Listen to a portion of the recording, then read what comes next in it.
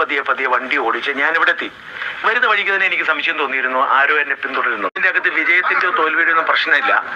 ഇതെന്താണെന്ന് വെച്ച് കഴിഞ്ഞാൽ എന്തിനോ വേണ്ടി സർക്കാർ ഇപ്പോഴും എന്നെ വേട്ടയാടുന്നു. അപ്പം എന്നെ പോലീസ് വന്ന് അവിടെ ഒന്ന് അറസ്റ്റ് ചെയ്യുമ്പോൾ, അതായത് ഞാൻ എൻ്റെ അപ്പനും അമ്മയ്ക്ക് 90 വയസ്സ് അപ്പനും അമ്മയാണ്. അവരുടെ വലിയൊരു ആഗ്രഹമായിരുന്നു എൻ്റെ കൂടെ 10 ദിവസം താമസിക്കുക. അപ്പനുള്ള ആരോഗ്യമില്ല. പക്ഷെ അമ്മയുടെ ആഗ്രഹം കാരണം ഞാൻ അവരെയും കൊണ്ട് 2 ദിവസം വീട്ടിൽ താമസിച്ച് പതിയെ വണ്ടി ഓടിച്ച് ഞാൻ ഇവിടെ എത്തി. വരുന്ന വഴിക്ക് തന്നെ എനിക്ക് സംശയം തോന്നിയിരുന്നു, ആരോ എന്നെ പിന്തുടരുന്നെന്ന്. ഞാൻ അതിന് വേണ്ടിക്ക് ഇടയ്ക്ക് ഞാൻ ആയൂര് വന്നപ്പം ഒരു വഴി തിരിച്ചുപോയി. ഞാൻ ഒരിടത്ത് പോയി 1/2 മണിക്കൂർ റെസ്റ്റ് എടുക്കുകയെന്ന് പറഞ്ഞ് തിരിച്ചു.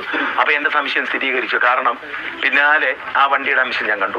ഞാൻ തിരുവനന്തപുരത്ത് വന്നു. ഞാൻ എൻ്റെ വീട്ടിൽ കയറി, ഞാനൊന്ന് കുളിച്ച് കഴിഞ്ഞ് അമ്മയ്ക്കും അപ്പനും ഭക്ഷണം പ്രത്യേകിച്ച് മരുന്ന് കൊടുക്കണം. മരുന്ന് എടുത്തുകൊണ്ടിരിക്കുമ്പോഴത്തേക്കാണ് ഇവർ വന്ന് തട്ടുന്നത്. ഒരു സംഘം വന്നു, ഗുണ്ടകൾ കയറുന്ന പോലെ അകത്തോട്ട് കയറിയിട്ട് പറഞ്ഞു, ഞങ്ങൾ ഒരു ക്രൈം നമ്പർ പറഞ്ഞു, ഈ ക്രൈം നമ്പറിൽ പ്രതിയാണ് നിങ്ങൾ, ഞങ്ങൾ അറസ്റ്റ് ചെയ്യാൻ വന്നാണ്, സഹകരിക്കണമെന്ന് പറഞ്ഞു. ഞാൻ ഉടുപ്പ് പോലും ഇട്ടിട്ടില്ല. അത് ഉടുപ്പൊന്നും സാരമില്ല, ഞങ്ങൾ ഉടുപ്പ് മേടിച്ചു തരാം. ഞാൻ പറഞ്ഞു എനിക്ക് ആരെങ്കിലും അറിയിക്കണം. അതൊന്നും പറ്റത്തില്ല. മൊബൈൽ ഫോണും അപ്പം തന്നെ മേടിച്ചു. എന്നോട് പറഞ്ഞ് പറ്റത്തില്ല, സംസാരിക്കാൻ പറ്റത്തില്ല എന്ന് എന്നെ കൂട്ടിക്കൊണ്ട് പോയി. അത് കഴിഞ്ഞിട്ട് ശരിയാണ്, എന്നോട് പോലീസ് മോശമായിട്ടൊന്നും പെരുമാറിയിട്ടില്ല.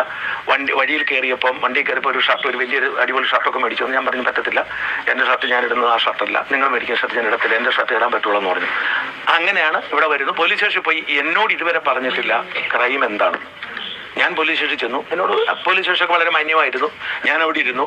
അവരതിന് ശേഷം എന്നെ കൊണ്ട് അറസ്റ്റിൻ്റെ എല്ലാം ഒപ്പിടിപ്പിച്ചു. മുഖ്യമന്ത്രിക്ക് വലിയ വിഷമമുണ്ട്, പ്രത്യേകിച്ച് ഈ തട്ടിപ്പും വെട്ടിപ്പും. ഇപ്പോൾ ഈ മാസപ്പടി കേസൊക്കെ വന്നപ്പോഴത്തേക്കും 2 ദിവസം ജയിലിൽ കിടക്കുവാണെങ്കിൽ രക്ഷപ്പെടാമല്ലോ എന്ന് കരുതിയാണ് അത് ചെയ്യുന്നത് ഞാൻ കരുതുന്നു.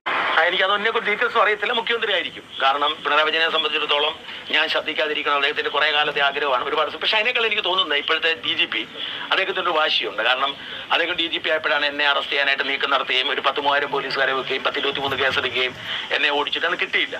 പിന്നീട് ഒരിക്കലും അദ്ദേഹത്തെ ട്രെയിനിൽ വെച്ച് കണ്ടപ്പോൾ ഞാൻ അദ്ദേഹത്തോടൊന്ന് ചെറുതായിട്ട് പറഞ്ഞിരുന്നു, സാറേ എന്നെ കിട്ടിയില്ലായിരുന്നു കേട്ടോ, ഞാൻ ഇപ്പോൾ ഉണ്ടെന്ന് പറഞ്ഞത്. അതിൻ്റെ ഒരു വാശി അദ്ദേഹത്തിനുണ്ടെന്ന് എന്നോട് പോലീസുകാർ തന്നെ പറഞ്ഞിരുന്നു. ഒരു പക്ഷേ അദ്ദേഹത്തിന് ഈ പക വീട്ടാനായിട്ട് പ്രത്യേകിച്ച് കേരളത്തിലെ കാര്യമൊന്നും അറിയത്തുള്ള DGP ആണല്ലോ. അപ്പോൾ അതുകൊണ്ട് തന്നെ അദ്ദേഹത്തോട് ആരെങ്കിലുമൊക്കെ പറഞ്ഞ കേൾക്കും. മാത്രം ഉപകാരം, ഇപ്പോൾ റിട്ടയർ ചെയ്യുന്നതിന് മുമ്പ് ഒരു ഉപകാരം ചെയ്യുന്ന ആ ദേബാഷ് പേര് പോലും ഇരിക്കുന്നത് സാഹിബ്. അപ്പോൾ അങ്ങേരുടെ ഒരു പ്രത്യേക താല്പര്യം കൂടി ആവാം.